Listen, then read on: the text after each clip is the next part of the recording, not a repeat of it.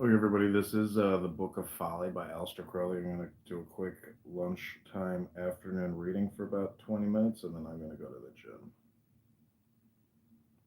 Maybe I'll do an hour or 30 minutes. Who knows?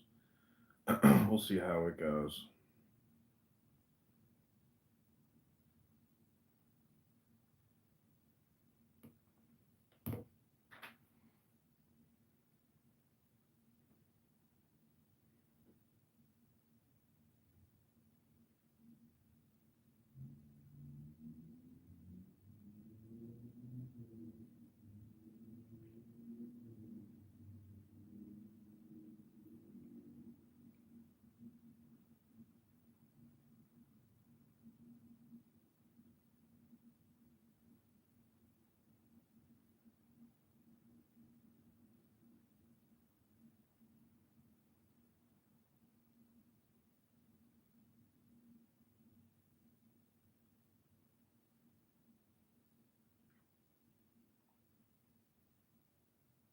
Dixie has arrived, my Dixie chick.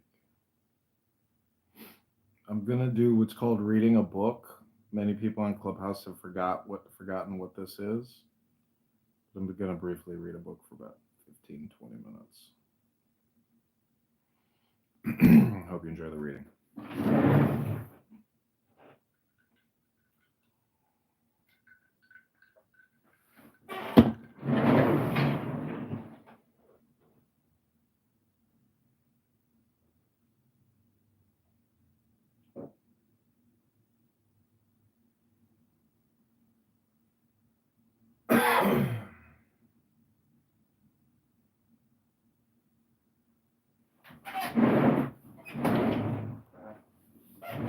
Okay, this is De Modo Disputandi. Now, in this training of the child is one most dear consideration, that I shall impress upon thee as in conformity with our holy experience in the way of truth.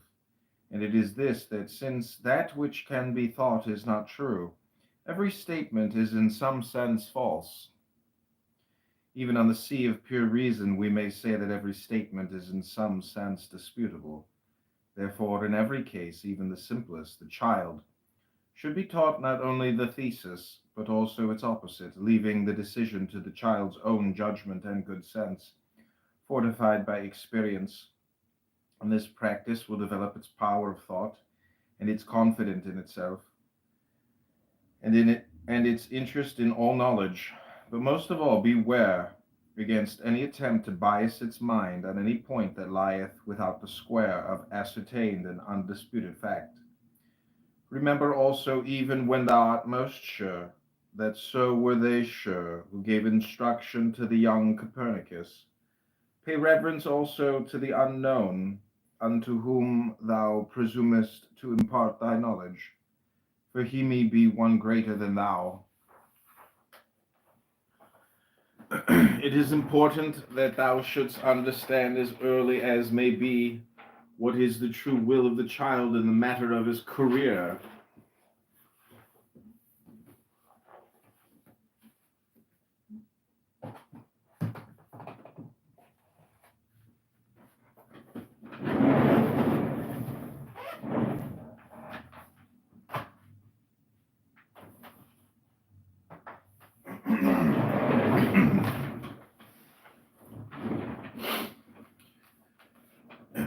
It is important that thou shouldst understand as early as may be what is the true will of the child in the matter of his career. This is called De Voluntate Juvenis Cognoscenda. Be thou well aware of all ideals and daydreams, for the child is himself, and not thy toy. Recall the comic tragedy of Napoleon and the King of Rome. Build not an house for a wild goat, nor place a forest for the domain of a shark. But be thou vigilant for every sign, conscious or unconscious, of the will of the child, giving him them all opportunity to pursue the path which he thus indicates. Learn this, that he, being young, will weary quickly of all false ways, however pleasant they may be to him at the outset, but of the true way he will not weary.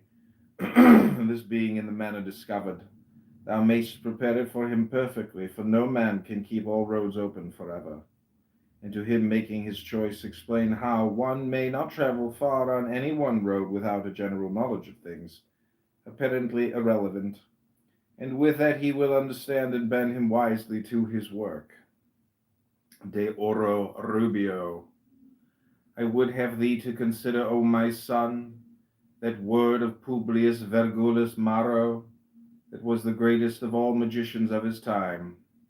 In medio tutissimos ibis, which thing hath also been said by many wise men in other lands, and the holy Kabbalah confirmeth the same, placing Tifereth, which is the man, and the beauty of harmony and harmony of things, and gold in the kingdom of the metals, and the sun among the planets, in the midst of the tree of life. For the center is the point of balance of all vectors. So then, if thou wilt live wisely, learn that thou must establish this relation of balance with everything soever, not omitting once. For there is nothing so alien from thy nature that it may not be brought into harmonious relation therewith. And thy stature of manhood waxeth great, even as thou comest to the perfection of this art. There is nothing so close kin to thee that it may not be hurtful to thee if this balance be not truly adjusted. Thou hast need of the whole force of the universe to work with thy will, but this force must be disposed about the shaft of that will, so that there is no tendency to hindrance or to deflection. And in my love of thee I will adorn this thesis with example following. De sapientia in re sexuale. Consider love. Here is a force destructive and corrupting, whereby have many men been lost. Witness all history. Yet without love, man were not man. Therefore thine uncle Richard Wagner made of our doctrine a musical fable, wherein we see Amfortas, who yield himself to seduction, wounded beyond healing, Klingsor, who withdrew himself from a like danger, cast out forever from the mountain of salvation, and Parsifal, who yielded not, able to exercise the true power of love, and thereby to perform the miracle of redemption. Of this also have I myself written in my poems called Adonis. It is the same with food and drink, with exercise, with learning itself. The problem is ever to bring the appetite into the right relation with the will. Thus thou mayst fast or feast. There is no rule but that of balance. And this doctrine is of general acceptation among the better sort of men. Therefore, on thee would I rather impress more carefully the other part of my wisdom, namely the necessity of extending constantly thy nature to new mates upon every plane of being, so that thou mayst become the perfect microcosm, an image without flaw of all that is. De gradibus aequus scientiae. I say in sooth, O my son, that this extension of thy nature is not in violation thereof, for it is the nature of thy nature to grow continually. Now there is no part of knowledge which is foreign to thee, yet knowledge itself is of no avail unless it be assimilated and coordinated into understanding. Grow therefore easily and spontaneously, developing all parts equally, lest thou become a monster, and if one thing tempt thee overmuch, correct it by devotion to its opposite until equilibrium be re-established. But seek not to grow by sudden determination toward things that be far from thee. Only if such a thing come into thy thought, construct a bridge thereunto, and take firmly the first step upon that bridge. I shall explain this. Dost thou speculate upon the motives of the stars, and on their elements, their size and weight? Then thou must first gain knowledge of things mathematical, of laws physical and chemical. So then, first, that thou mayst understand clearly the nature of thine whole work, map out thy mind, extend its powers from the essential outwards, from the near to the far, always with firmness and great thoroughness, making every link in thy chain equal and perfect. De virtute audendi. Yet this I charge thee with my might, live dangerously. Was not this the word of thine uncle Friedrich Nietzsche? Thy meanest foe is the inertia of the mind. Men do hate most things, those things which touch them closely, and they fear light, and persecute the torch-bearers. Do thou therefore analyze most fully all those ideas which men avoid, for the truth shall dissolve fear.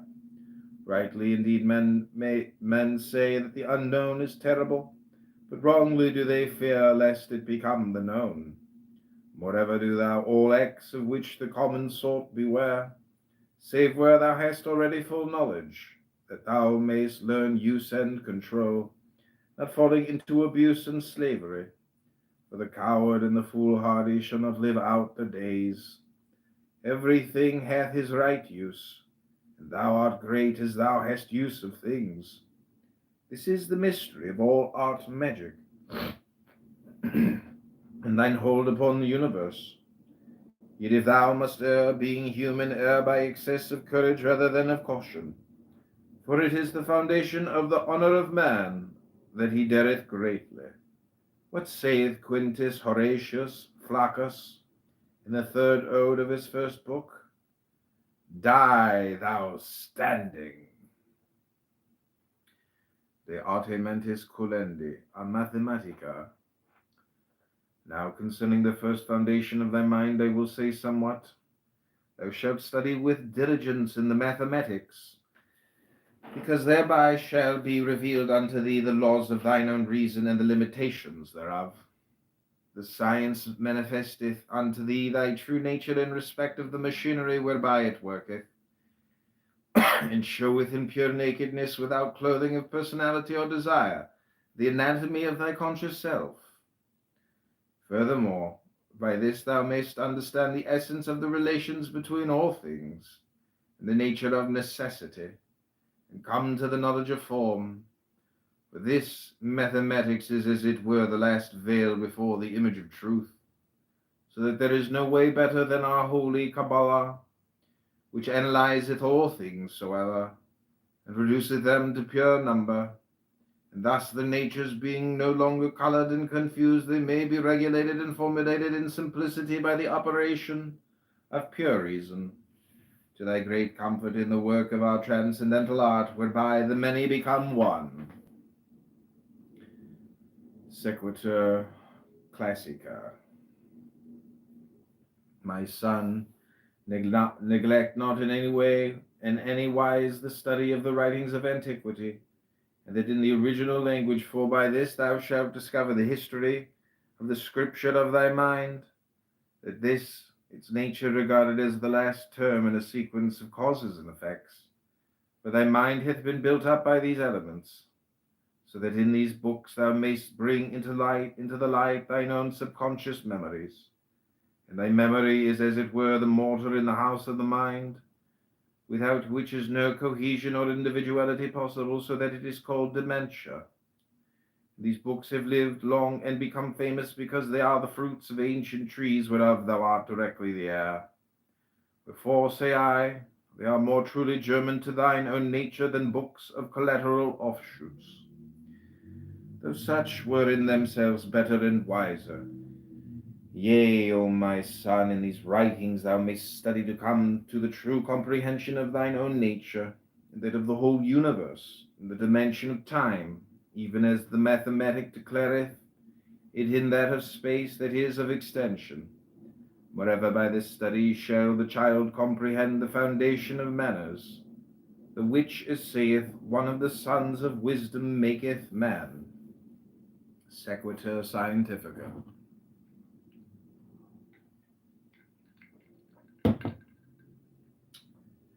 Since time and space are the conditions of mind, these two studies are fundamental. Yet there remaineth causality, which is the root of the actions and reactions of nature. This also shalt thou seek ardently, that thou mayest comprehend the variety of the universe, its harmony and its beauty, with the knowledge of that which compelleth it. Yet this is not equal to the former two, in power to reveal thee to thyself, and its first use is to instruct thee in the true method of advancement in knowledge, which is fundamentally the observation of the like and the unlike. Also it shall arouse in thee the ecstasy of wonder, and it shall bring thee to a proper understanding of art, magic. For our magic is but one of the powers that lie within us undeveloped and unanalyzed, and it is by the method of science that it must be made clear and available to the use of man. Is not this a gift beyond price, the fruit of a tree not only of knowledge but of life? For there is that in man which is God, and there is that also which is dust. And by our magic we shall make these twain one flesh, to the obtaining of the empery of the universe. De modo quo operit lex magica. Give ear attentively, O my son, while I expound unto thee the true doctrine of magic. Every force acteth in due proportion on all things with which it is connected. Thus a burning forest causeth chemical change, the combustion giveth heat and motion to the air about it by the operation of physical laws, and exciteth thought and emotion in the man whom it reacheth through his organs of perception. Consider, even though it were but legend, the fall of the apple of Isaac Newton, its effect upon the spiritual destinies of man. Consider also that no force cometh ever to the end of its work. The air that is moved by my breath is a disturbance or change of equilibrium that cannot be fully compensated and brought to naught, though the eons be endless. Who then shall deny the possibility of magic? Well said, Fraser, the most learned doctor of the College of the Holy Trinity in the University of Cambridge. The science was but the name of magic, which failed not of its intended effect. De machina magica. Lo, I put forth my will, and my pen moveth upon the paper. By cause that my will mysteriously hath power upon the muscles of my arm, and these do work at a mechanical advantage against the inertia of the pen. I cannot break down the wall opposite me, by cause that I cannot come into mechanical relation with it, or the wall at my side, by cause that I am not strong enough to overcome its inertia. To win that battle, I must call time and come. How could I retard the motion of the earth in space? I am myself party of its momentum. Yet every stroke of my pen affecteth that motion by changing the equilibrium thereof. The problem of every act of magic is then this: to exert a will sufficiently powerful to cause the required effect through a menstruum or medium of communication. By the common understanding of the word magic, we yet exclude such media as are generally known and understood. Now then, O my son, I will declare unto thee first the nature of the power, and afterward that of the medium. Der harmonia anime cum corpore. All things are interwoven. The most spiritual thought in thy soul, I speak as a fool, is also a most material change in blood or brain. Anger maketh the blood acid, hate poisoneth mother's milk. Even as I showed formerly in reverse how disturbance of physical function altereth states of consciousness, now no man doubteth the power of the willed man, whether it be his love that beggeth children, causeth wars wherein many men be slain, whether it be his eloquence that moveth a mob, or his vanity that destroyeth a people. Only in all such cases we understand how nature worketh, through known laws, physical or cyclical. That is, there is a state of unstable equilibrium, so that one machine setteth another in motion as soon as the first disturbance ariseth. Therefore it is not proper to regard all consequence of a will as its effect. Without the revolution, there could have been no greater effect of the will of Napoleon. Moreover, his will was broken in the end, to the present misfortune, as it seemeth to many beside myself of mankind. This magic, therefore, dependeth greatly on the art to set many other wills in sympathetic motion. The greatest magus may not be the most successful in a mean conception of a limit of time. He may need many blows before he breaketh down his wall, if that be strong, while a child may push over one that is ready to crumble. De mysterio preduntiae. Behold, now nature, how prodigal is she of her forces. The evident will of every acorn is to become an oak, yet night or fail of that will. Therefore one secret of magic, in economy of thy force, to do no act unless secure of its effect, and if every act hath an effect on every plane, how canst thou do this unless thou be connected with all planes? For this reason must thou know thoroughly not only thy body and thy mind, but thy body of light and all its subtler principles soever. But I will have thee to consider most especially what powers thou hast within thee, which are certainly capable of great effects, yet which are constantly wasted.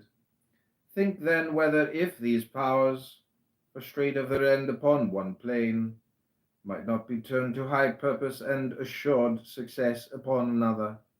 For 100 acorns rightly set in conditions fit for their true growth will become 100 oaks, while otherwise they make but one meal for one hog, and their subtle nature is wholly lost to them. Learn then, O my son, this mystery of economy, and apply it faithfully and with diligence in thy work. De arte alchemica. Okay, we'll read two more. Here then must I write concerning talismans for thine instruction. Know first that there are certain vehicles proper for the incarnation of the will. I instance paper, whereon by thine art thou writest the symbolic representation of thy will, so that when thou next seest it, thou art reminded of that will, or it may be that another seeing it is moved to obey that will. Here then is a case of incarnation and assumption, which before it was understood was rightly considered gramarye or magic. Again, thy will to live causeth thee to plant corn, which in due season being eaten is again transmuted into will. Thus thou mayest in many ways impress any particular will upon the proper substance, so that by due use thou comest at last to its accomplishment. So general is this formula, in truth, that all conscious actions may be included within its scope. There is also the converse, as when external objects create appetite, whose satisfaction again reacteth upon the physical plane. Praise thou the wonder of the mystery of nature, rising and falling with every breath, so that there is no part which is not mystically partaker of the whole. De arcano subtilissimo.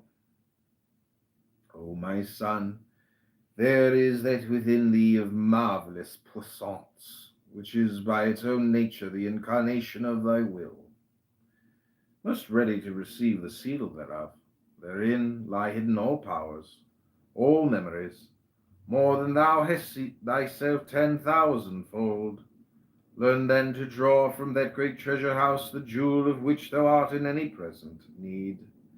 For all things that are possible to thy nature are already hidden within thee, and thou hast but to name them, and to bring them back into the light of thy consciousness. Then squander not this gold of thine, but put it to most fruitful usury, Now then of the art and craft of this most holy mystery, I write not for a reason that thou already knowest. Moreover, in this matter thou shalt best learn by thine own experience, and thine observation in true science shall guide thee. For this secret is still of magic, and occult, so that I know not certainly if thy will lieth my way on or no.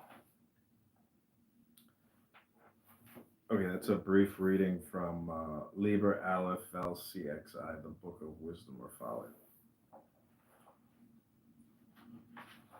It's a long book. I'll read you the last page. And who is this pure fool? Lo, in the sagas of old time, legend of skald, bard, druid, cometh he not in green like spring? O thou great fool, thou water that art air, in whom all complex is resolved? Yea, thou in ragged raiment, with the staff of Priapus and the wineskin. Thou standest up on the crocodile like Horpacrat, and the great cat leapeth upon thee. Yea, and more also I have known thee, who thou art Bacchus Diffuus, none and two in thy name, E-I-O, E-I-O, I-A-O. Now at the end of all do I come to the being of thee, beyond by coming, and I cry aloud my word, as it was given unto man by thine uncle Alcofribas Nazir, the oracle of the bottle of Bacbuk, and this word is trink. But in the ancient right spelling this is Trino, whereof the number is the number of the name of me thy father, to wit 666. Love is the law, love under will, 666, and XIV, Sol in Aries, Luna in Aries.